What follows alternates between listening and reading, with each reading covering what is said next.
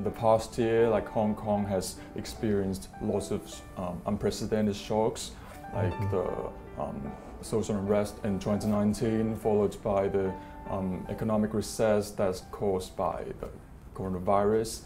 Could you please brief us on the foreign investment situation in Hong Kong over the past year and how is it compared to the year of 2019? Before I talk about Hong Kong, maybe I can give you a bit of the global context in terms of what COVID-19 has done for foreign direct investment flows.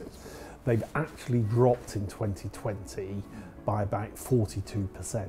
Against that backdrop, if we look at Hong Kong, we've not fared, in my opinion, too badly.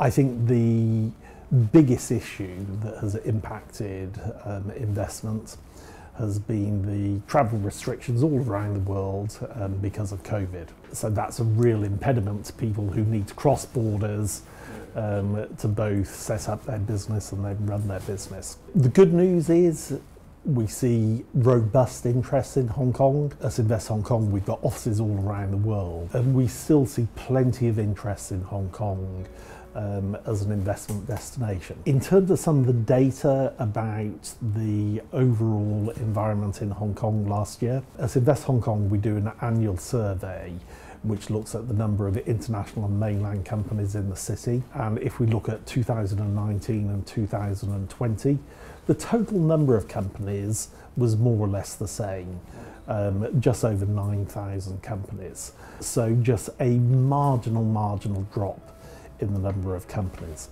If we look at the source countries for that investment, the mainland is the #1 source, followed by Japan, the US, the UK, and Singapore. We also do a survey that looks at the startup ecosystem in Hong Kong. And one of the unique things about our startup ecosystem is it's very international in nature.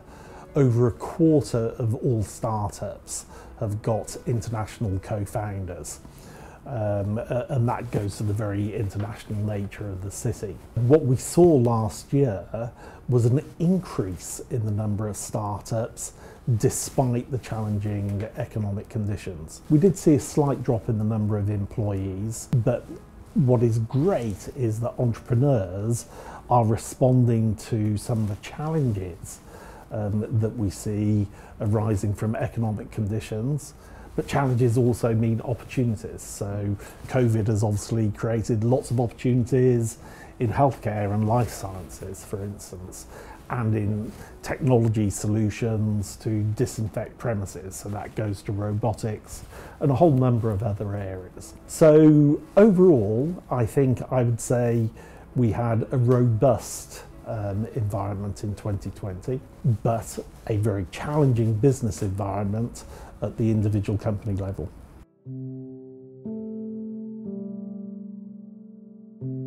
It's been over half a year since the national security law in Hong Kong came into effect, and some say that some are worried that a large amount of capital might have fled Hong Kong. And what's your comment on this? Well, I think the short answer to that is there seems to be no evidence, data-based evidence, of any capital outflow from Hong Kong. So I think that's a myth. I think if you look at the data that the Hong Kong Monetary Authority publishes, it is very clear that we haven't seen an exodus of capital.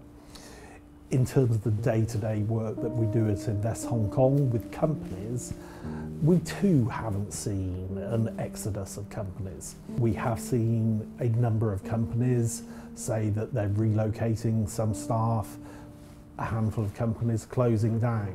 But every year, in good years, in bad years, companies come to Hong Kong, some companies close. And it's for commercial reasons that they take these decisions.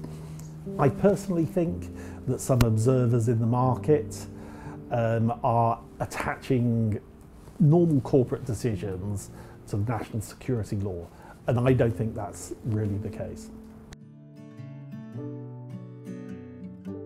In your view, do you notice other changes in Hong Kong after the enforcement of national security law? Sure. Well, I think the most obvious manifestation is on the streets. Obviously, we've seen law and order and social stability return. And for the businesses operating in Hong Kong, that's really important. Companies don't want disruption to their day-to-day operations. So I think from that point of view, it's a positive. Again, I talk to lots of different companies. And like any change in a law or regulation, companies want to understand what NSL means. But I think the reality is the substance of the national security law targets 4 areas, as you know. Those are not areas that commercial businesses will be involved in. So actually from a corporate point of view, again, I don't think this is a big concern.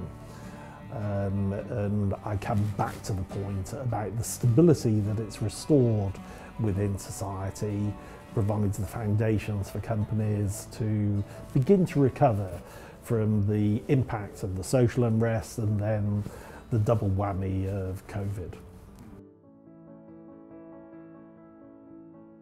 As for COVID-19, how much influence has it brought on Hong Kong, like as an investment destination? Like, can you give us some figures and like more details on it? COVID-19, without doubt, has had an impact on new investment. Earlier on, I mentioned to you that last year we completed 317 projects compared to roughly 500 in 2019. And the reason for that drop was because of the travel restrictions globally arising from COVID-19. When you're setting up a company, some of the really practical things require you to be in Hong Kong, opening a bank account, signing a lease, hiring people and so forth. So COVID has been a big impediment there.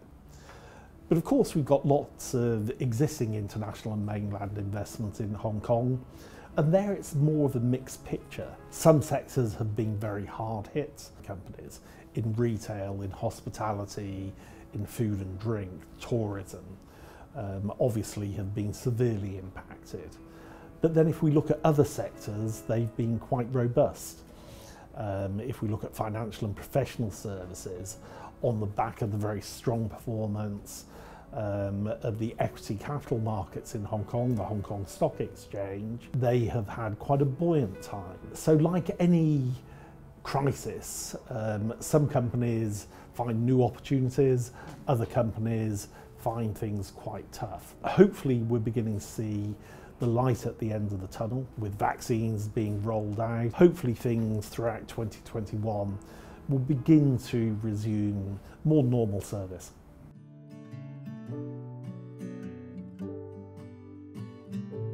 As we know, like the decision on national security law was made in the 2 sessions, namely the MPC and CPCC in Beijing last year around late May.